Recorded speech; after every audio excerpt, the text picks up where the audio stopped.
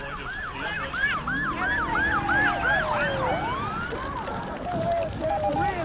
people throwing rocks. You can hear them impacting against them. This scene has really gone crazy out here right now.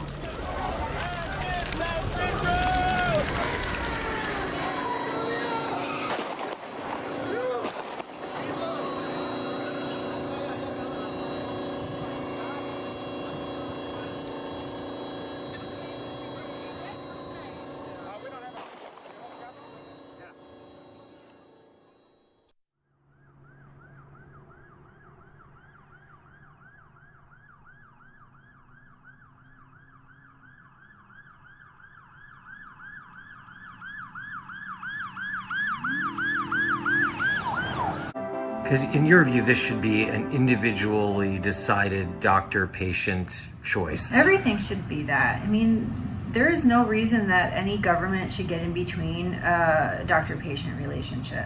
That's none of their business. You know, if anything is HIPAA protected, it should be that. I mean, when you think about it, it's sickening. It's the same reason they won't use like other treatments that are successful around the world. And I had a conversation with a doctor about this. Are you guys doing like different sorts of like treatments? Because I know like nothing works. They have, yeah, but I mean, there's, you know, they're coming out with different things that are in the testing phase. It's the same thing. They come with a flacon and that kill more people than actually save. So that's one. And he said that they don't work anyway. And I told him, well, obviously what you guys have going on here isn't working. So what's the harm in trying? I don't expect any of these people to survive. 90% of them would die. I mean, it's just maintaining. So I figured if it's assumed they're gonna die anyway, just try. Why not throw a few? Well, it's, you know, I don't know. That's always an issue in medicine, whether you should just throw things whether they're dying anyway or not. But if you could find a cure. Well, there's no cure, so there's no antiviral therapy. The only way to do it is cure, but there's no treatment, I should say. Rephrase, treatment. You could treat it, but you know, you have to have some scientific basis for whether these things are working or not, and just throwing everything at them. You could make them worse. So worse than death? Worse than death? Well, we said 90%, maybe that 10% maybe they're true, I don't know.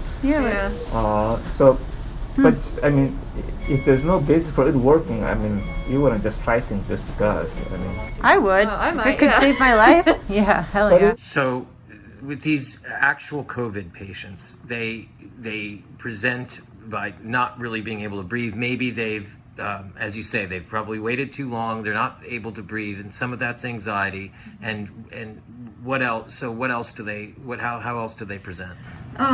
So their lungs, if you look at their x-rays, you can immediately see that these patients are affected by COVID because they're white. Their lungs are white. And the secretions are really, really thick, mucousy, and white.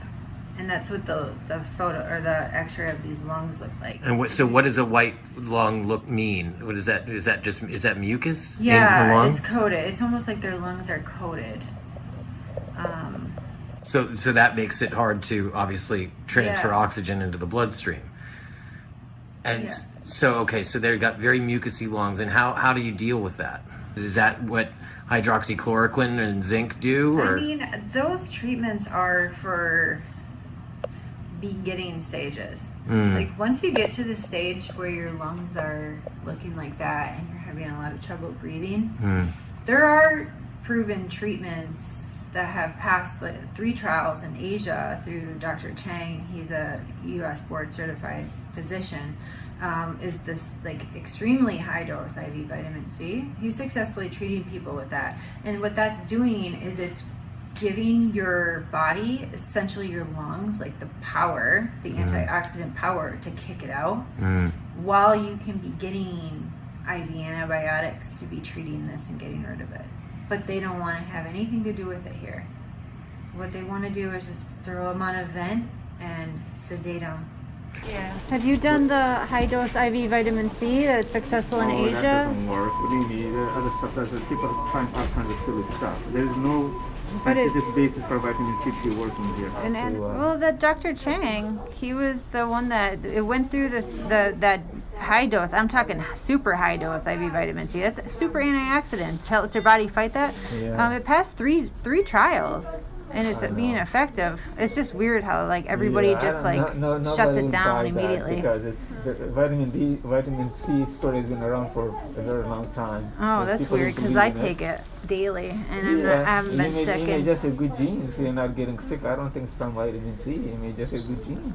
So how quickly if you have a COVID and a COVID rule out or a non-COVID right next to each other on vents, will the COVID patient die more quickly than the non-COVID patient?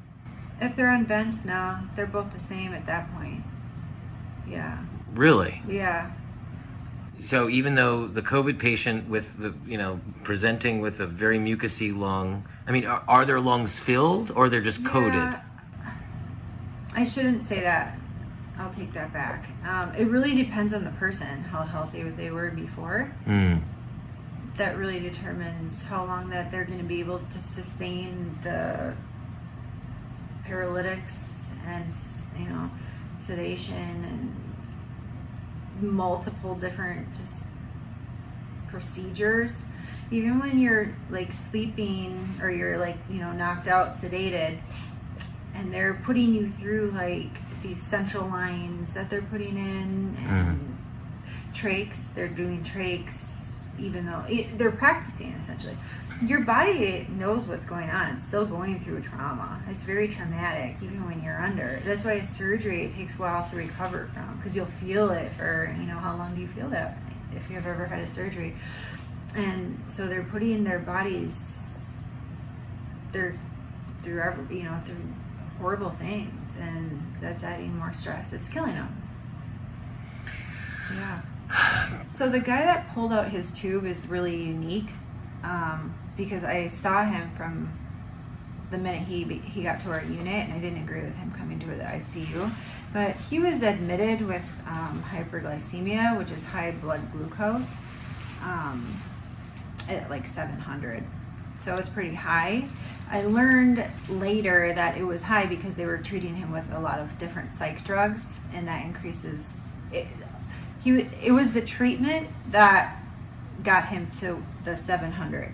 And when you have a blood glucose that high, you're automatically going to have altered mental status. So now they called him crazy. Okay? So he's admitted to the ICU, and everyone's like, well, why is he here? Because he was acting, he was acting out. He didn't know where he was. He was confused.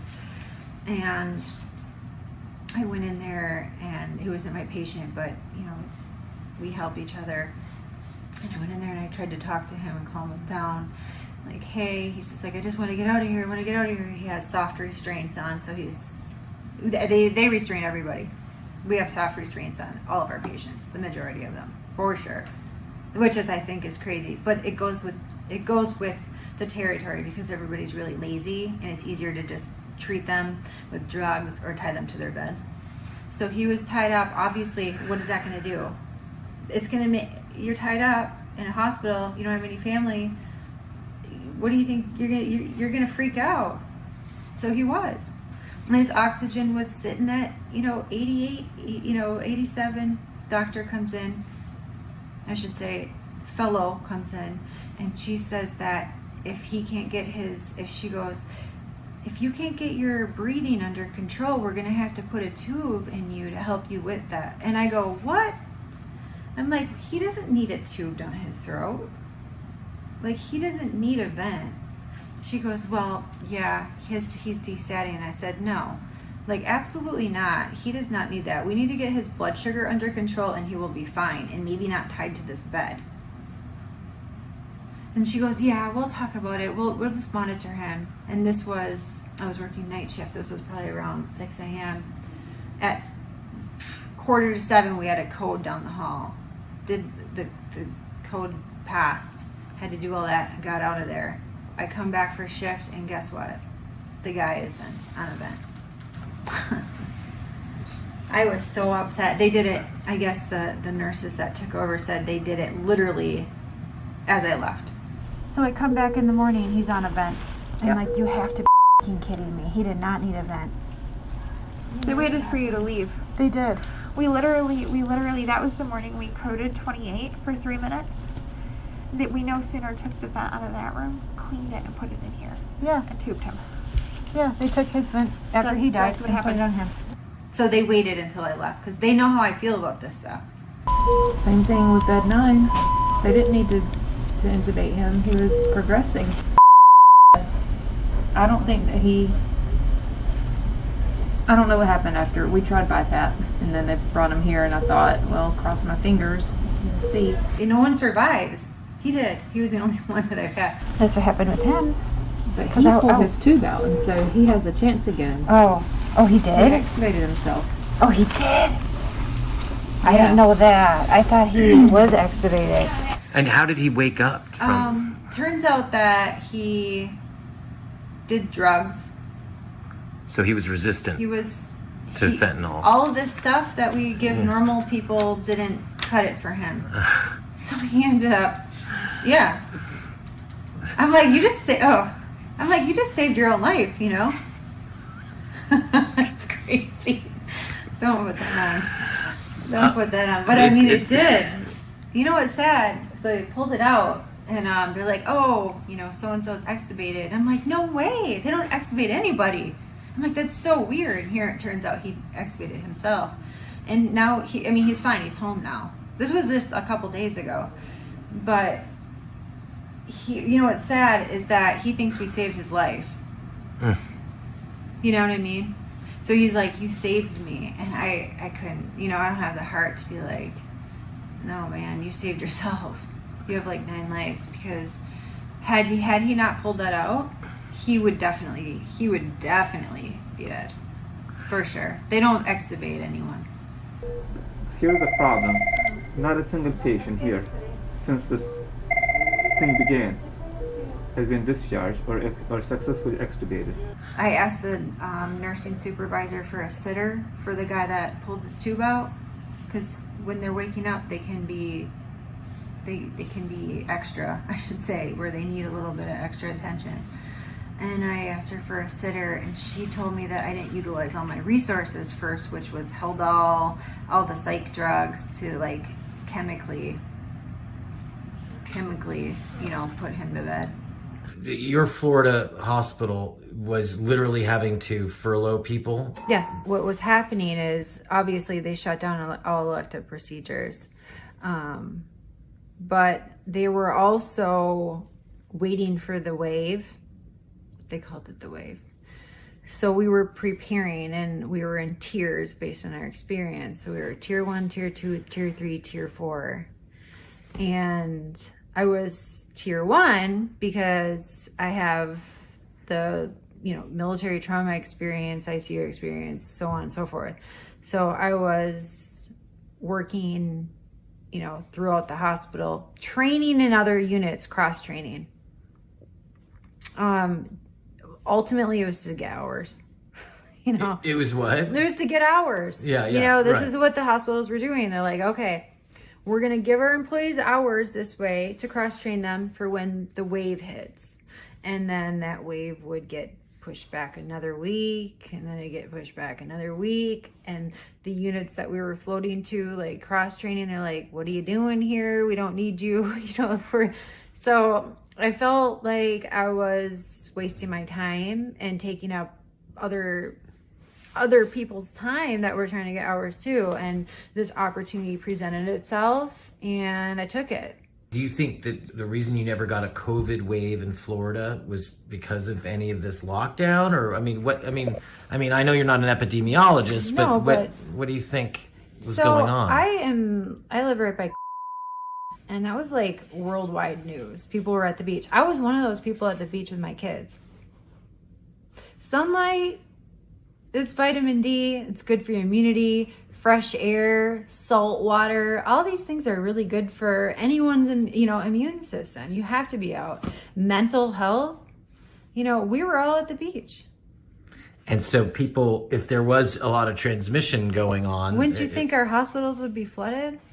They're not. I'm right at the beach. I'm right by the beach. Didn't happen. Because the lockdowns happened after all that, and it was spring break. You know, the beaches were packed. I mean, there's people from all over the world. Like people are all. I mean, tons of New Yorkers live by us. What do you? If you, I know I'm asking you to speculate here, because you really feel there is a new disease called COVID-19. Do you feel that that's the case, or do you think that this is? I mean, I know there's a lot of mislabeling, and I know all that, but there really is something new, right? And yeah. So okay. Yeah. Okay, and how? Why do you think it? You know, places like New York got well. Okay, we can see that what you were describing at Elmhurst was that they were packing people in together, and so that would cause spread. But why do you think a place like New York got hit so much harder than other places? I thought about that already. What I found is that before this happened, because it didn't make sense to me. I'm like, I'm sitting at home, I'm waiting for work, I'm stressing out. A lot of my friends are doing the same. So I'm like digging. I'm like, why is New York, like, what is it because there's that many people crunched in together? But ultimately what I found is that the hospitals here were already struggling. I think they shut down like multiple hospitals because they couldn't afford to keep them open. So that made sense to me, even though I didn't want it to make sense. You know, like, there's really no other rhyme or reason, because, like... But do you think we really do have many more cases, regardless of whether or not, you know, people went to the hospital? I think they're forced cases. I mean, sure, people are coming in with COVID, whatever that may be. It is something. But not everyone, but they're admitting these people. That's the difference between New York hospitals or these, you know, Michigan, you know, the states that were, you know, hit the hardest, quote. They're admitting these patients as possible COVID, calling it COVID. Or rule out COVID. Rule out COVID, when they maybe just had a little congestion. If there was something you would want to tell everyone in the country and everywhere else, what one last thing, what would it be? I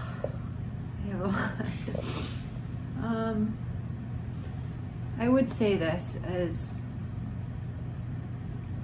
the one thing that I've had a struggle with, is if someone like me or anybody is trying to tell you something that might go against your beliefs, like, just listen, you know, like, really just take it in, and instead of jumping on it, like, think on it for a night or a day and, like, look into this stuff, because, and ask people about it. Like, not every nurse is going to have the same experience. A med-surg nurse that's on the floor, even in my own hospital, has not had the same experience as the ICU nurses have. And once I sit down and explain it to them, it all makes sense. They're like, yeah, that makes sense. We see that because we'll send them to your, you know, so just think about it, you know, and be respectful, and like, no one wants to put themselves in a situation like this, you know, and it's really hard. And this is the reason that a lot more people and nurses are afraid, because people are so quick to, you know, defend something that they don't really understand. What are you referring to in particular? Like, this protocol, or what? Like I referred to earlier, if you tell people, like, something enough over and over, like the media was telling people, you know, vents. And then you say, as a nurse, no vents, you know, it's not a good, it's not a good position to be in, because I'm going against what the government says. But does the government really have everybody's best interest in mind? You know, are they thinking of, you know, the 57-year-old grandma that, you know, didn't have to die, or the 37-year-old that was totally fine when he walked into the emergency room and he didn't have to die? You know, are they thinking about, you know, maybe the guy that had a drug problem that didn't have to be vented, but he saved his own life? I don't have anything to gain. I have everything to lose by sharing what I'm sharing right now, you know, but so be it. You know, I think it's important that these families get closure, and I hope that someday they'll be able to, you know, hold them accountable for what they did. A few days after we recorded this interview, Erin began to feel that her time at Elmhurst was drawing to a close. Her vocal questioning of hospital procedure and her efforts to get the word out on social media were getting noticed. She made this recording on what ended up being her last day at the hospital. I've been taking care of a patient for like a week right now, and this is my and I called him. And he's been doing great. He had a trach put in and he's been doing great. He's been talking and or communicating with me. He's telling me, laughing at my jokes and talking to his kids on FaceTime a couple days ago. And I told his kids that he was doing fine. And he was. And today I was giving him, and they came in and they told me that I need to leave the room and I have to give report to somebody else. They took me from that unit and they put me in the emergency room, and they don't need me there, but they put me there, and I'm not even there 20 minutes. I'm not even there 20 minutes and I hear a code being called in my room that I was just left. And it's him. And he was fine. He was fine. I don't understand that. Nothing makes sense.